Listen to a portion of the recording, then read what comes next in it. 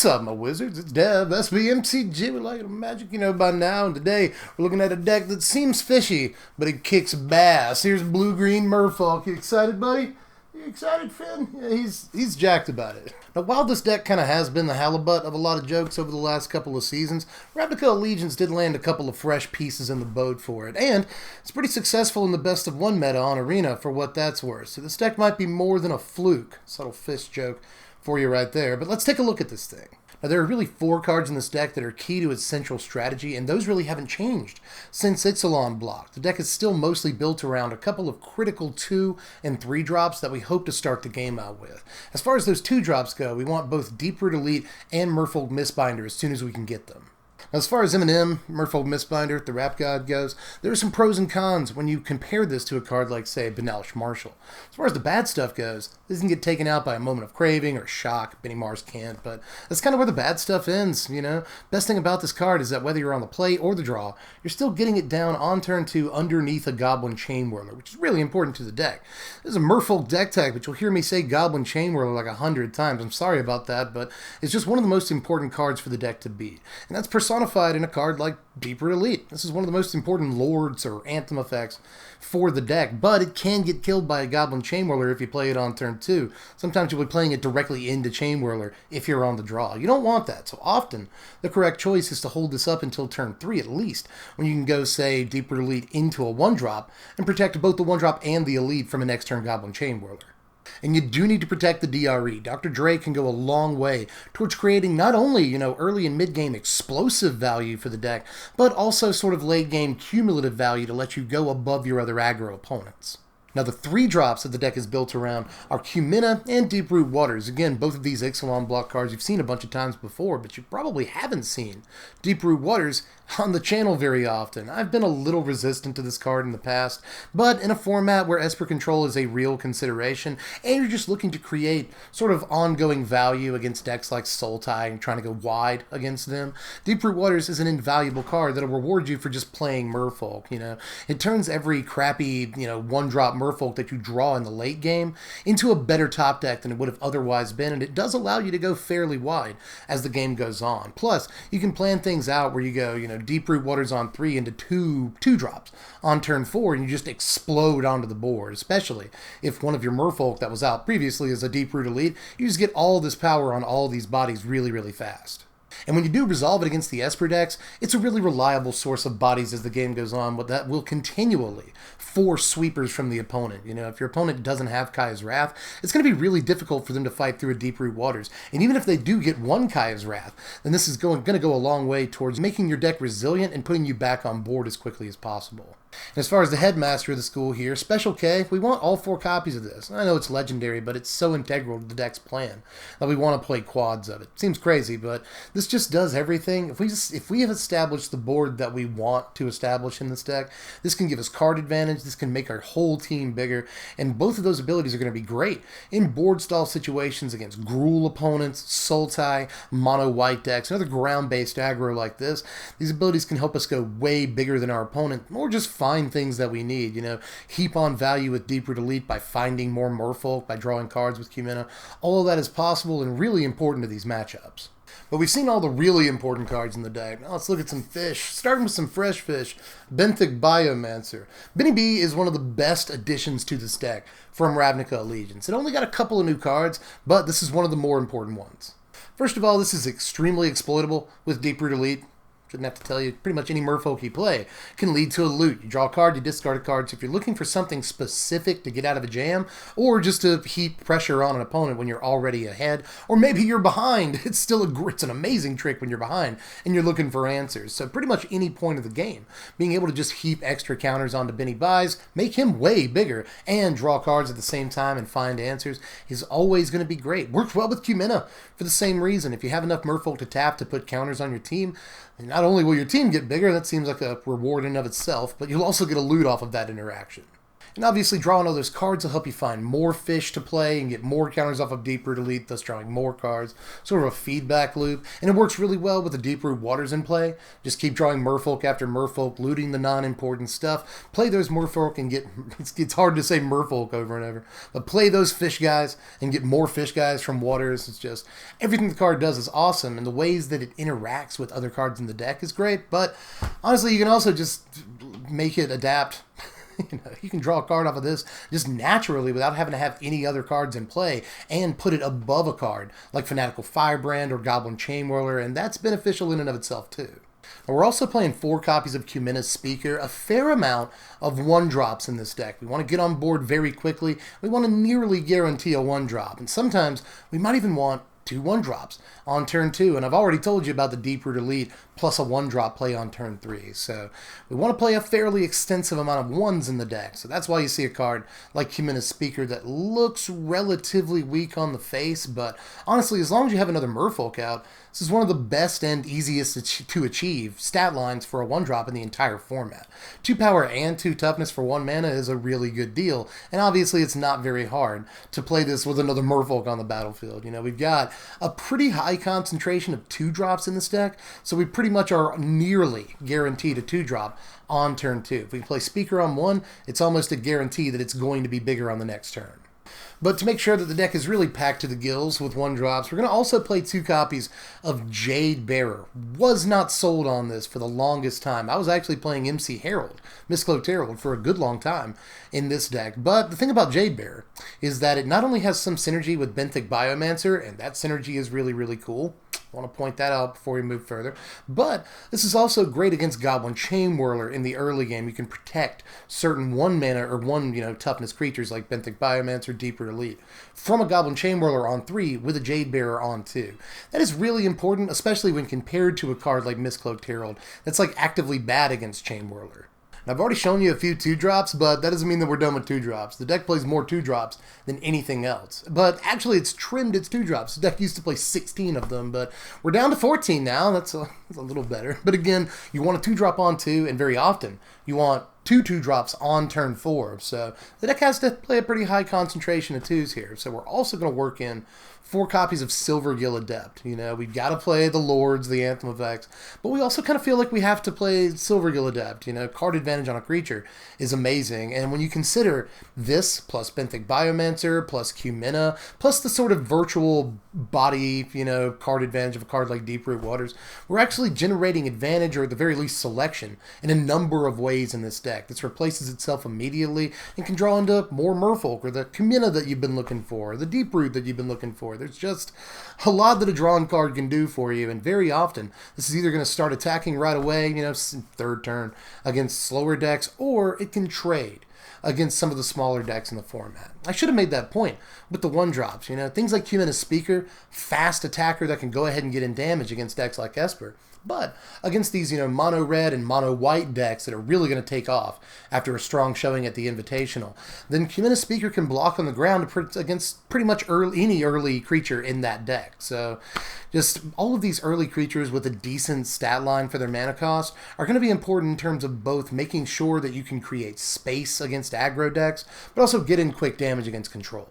But the last of our 2-drops is Merfolk Trickster, and I was actually kind of off this card for a little while. I was playing 4 copies of Mistcloaked Herald, and then I was playing 4 copies of Jade Bearer because I really wanted to overload the 1-drop slot and try to go a little bit faster in this deck. But in the end, you really miss a card like Trickster. This deck has very little interaction. It's a very linear deck that just wants to, spew all of its cards onto the table in the first few turns and then try to get on board activated abilities to provide the, value for it. But a card like this actually lends to our interaction just that little bit to where we actually get to, play Magic with our opponent rather than just like alongside our opponent. It's going to be really important to tap down a creature some of the time. Maybe you use this as effectively just a removal spell. Flash it in, block with it. Maybe you'll use it to get through a creature in combat and, just have a bigger attack step. There's just so many ways you can use it. And we're packing the blue sources to play it on turn 2 if we need to, so why not play this card?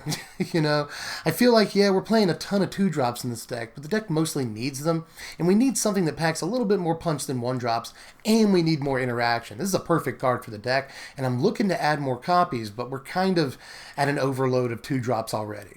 But we're not quite done here. The deck does reserve a couple of slots for spells. We're not playing too many of them outside of the Deep-Root Waters I've already mentioned. You know, we obviously have to play a ton of creatures in this deck to get the most value out of Kamina and Deep-Root Elite as we possibly can, but we do want to reserve some slots here for incubation and congruity at the very least. Pretty much every Merfolk deck I've seen online has added this new card from Ravnica Allegiance. You can see why.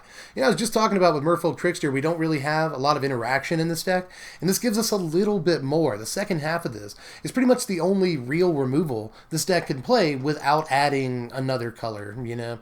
And even though it doesn't look incredible, it is great in games 2 and 3 against Lyra Dawnbringers and such. It's amazing against Rekindling Phoenix, a card we absolutely hate. And there's a ton of other things that go way, way above us that we might want to consider killing. Even Benalish Marshal is sometimes a good target for this if we're trying to, you know, decrease our opponent's stats in combat. So there's just too much that the second half of this card can do, but the first half is good too. You know, if you're playing against a deck that doesn't have too many targets to remove, don't worry about firing off an incubation, excuse me, but don't worry about firing off incubation against them, because sometimes you'll be looking to get a Kamina or Deep-Root Elite or Merfolk Mistbinder on schedule. This is going to be a really important card for making sure you do that if you didn't get it in your opener. And to finish off the main deck here, we're going to play 3 copies of Spell Pierce. Not every Merfolk deck does this anymore, and I have no idea why. I think Spell Pierce is a really important card for this deck, because one of the worst things that can happen to us is an on-schedule sweeper of pretty much any kind. You know, whether it's Deafening Clarion, Cry of the Carnarium, or obviously Kaya's Wrath, or even Cleansing Nova, Settle the Wreckage in this format. All of those things just completely murder us and take us off board, you know.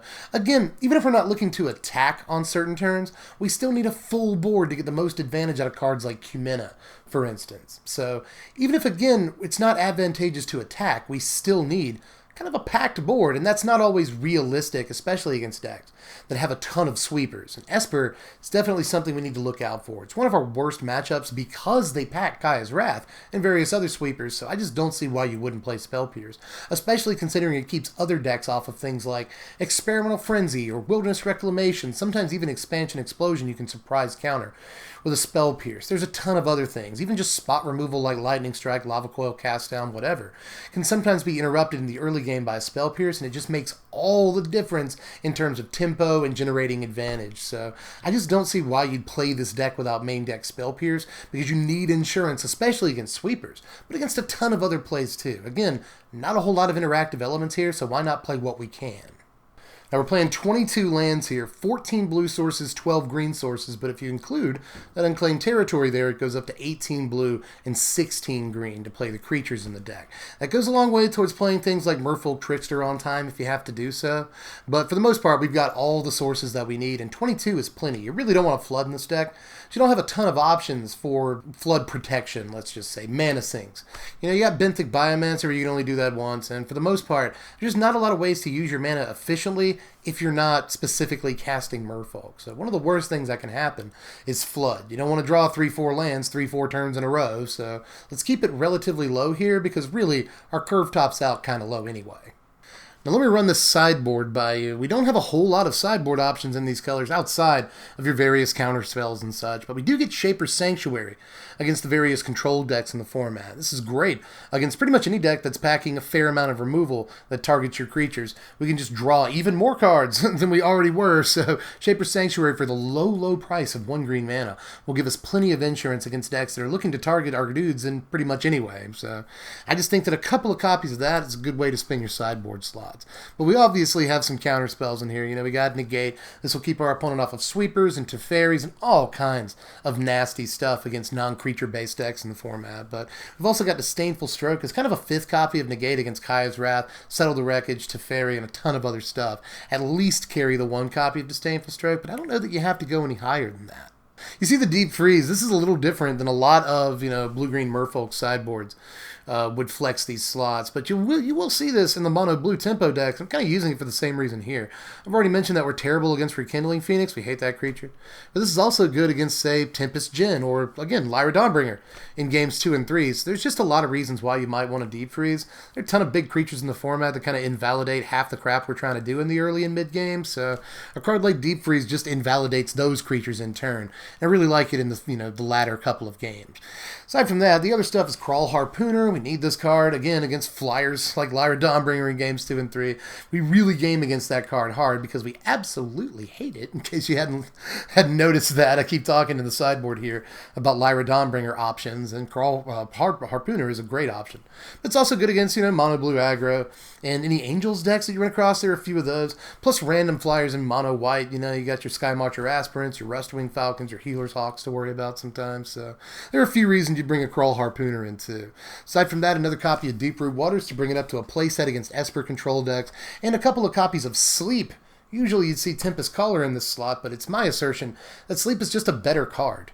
Pretty much every time, with Tempest Caller, you might have to worry about the crackback if you don't kill your opponent on the spot, and sometimes that'll even keep you from getting the full value out of Tempest Caller. But if you just sleep them, then you don't have to worry about the crackback at all, and you can effectively get 2 full attack steps in them against them, where Tempest Caller just gives you the 1. So despite the fact that Tempest Caller is a Merfolk and that makes it look much better than Sleep, Sleep is just like way more advantageous in pretty much every situation than Tempest Caller is. Gives you 2 attack steps and protects you from crackback. It's just way better. Play that. He has been swimming around more. I call him Fish. His name's Finn Diesel, but I call him Fish all the time when I feed him. So he's probably like hearing me say Fish a lot and like, oh, what's up? It's my name. I just fed you, buddy. He eats, dude. He eats like me. In any case, power rankings. You're probably like, why is he just babbling about this fish? In any case, power rankings. A final score of 62. Obviously, we don't play all the most powerful cards in the world, but we are relatively speedy. We've obviously got a ton of synergy. We've got 2 different lords, and really 3 lords if you want to count Cumina, plus Deep Root Waters, just all the synergy in the world. Almost no matter what 2 cards we drop, they'll synergize with one another. That said, I've already pointed out the deck is really linear, so it has almost no versatility, because there's just no way of interacting with the opponent outside of bare bones, bare minimum number of cards for doing that. So mostly, again, we're just trying to kind of vomit all of our cards on the table and be like, I win on turn 5, maybe? Like, can I do that? So again, the deck is not super versatile, but it does have a lot of ways it can play out its first few turn sequences. So if you want to call that versatility, you can. But as far as different options for dealing with different decks, no, we don't really. We just want to win just by playing all of our dudes. So we're not super versatile. And that same strategy, just win by playing all your dudes as early as you can, also lends to a fairly low resiliency. Even though cards like Deep Root Waters can help with that, we really don't have enough help with it.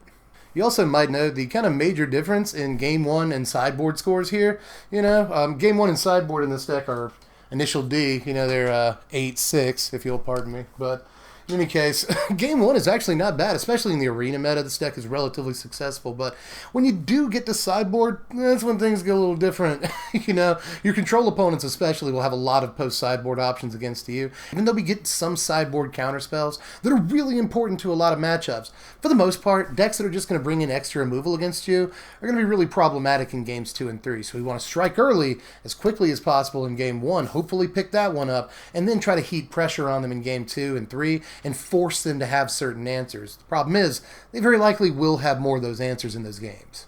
And we're fairly consistent too. We got Breeding Pool in Ravnica Allegiance too, which is actually, you could argue, the most important addition to this deck, period. Even better than Biomancer or Incubation Incongruity. Getting Breeding Pool is a huge thing for this deck, so that increased our consistency a ton. This deck pretty much does what it's trying to do. It's just, is what it's trying to do good enough? And depends on how you play things out. Again, you can beat cards like Goblin Chainwhirler even though it's an uphill battle, and you can beat Kai's Wrath even though it's an uphill battle. Again, it's a great Game 1 deck, and it can take certain decks by surprise, but you have to board smart and play smart to make sure that you can actually clean the matchup away. So, clean the matchup away. I just didn't want to say clean up the matchup up, it sounded wrong in my head to begin with, but in any case, if you did want to try this deck out, I know how people like Merfolk.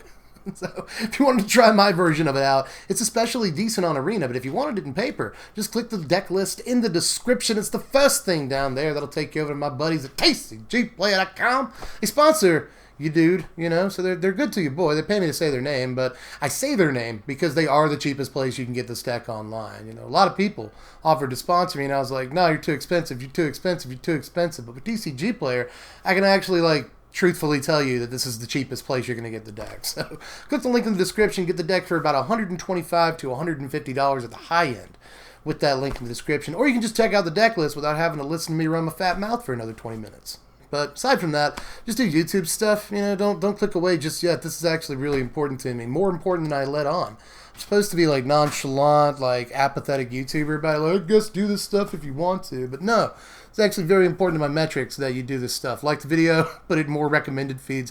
A lot of work goes into these, and just a simple like helps me out a lot. You can also subscribe to the channel if you haven't done that yet. Maybe you're new around these parts, because the Invitational has been really popular so far. A lot of people getting into Arena over the last few days. So if this is the first time you see me, make sure you sub, because we're going to be getting War of the Spark spoilers like literally tomorrow. So hit the bell for the notifications to make sure you get all that stuff. And if you really want to support the channel, consider throwing me $1 a month on Patreon. I'm worth it. I'll let you know what we're doing 24 hours in advance, and I'll let you vote on what decks and stuff you want to see, which is going to be really important when it comes deck tech season for War of the Spark. So $1 a month helps me out a lot. You know, if you've got the skrill, it would really mean a lot to me. So $1 at a time helps out, especially in the adpocalypse. You know, I don't know if it's just because it's Q1 or whatever, like advertisers pulling away in the first quarter of the year or whatever. My AdSense revenue has been terrible lately, so $1 would really help out on Patreon. But of course, you don't have to do that. You can just keep watching the videos, stay subscribed, watch my content. That helps me too. Whatever you want to do,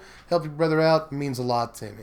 In any case, I think I'm done talking about this one, guys. There's a lot that you have to digest when it comes to Merfolk, and there's even more you could say when it comes to this deck. But I tried to give you as much like little tech as I could. Just, again, let me know anything that you think down there in the comments section. I'm with you. But in any case, I'm pretty sure I'm getting out of here for this one, y'all. So I've been Deb from The Place. Thanks for watching, my wizards. Make sure you spread love and be kind.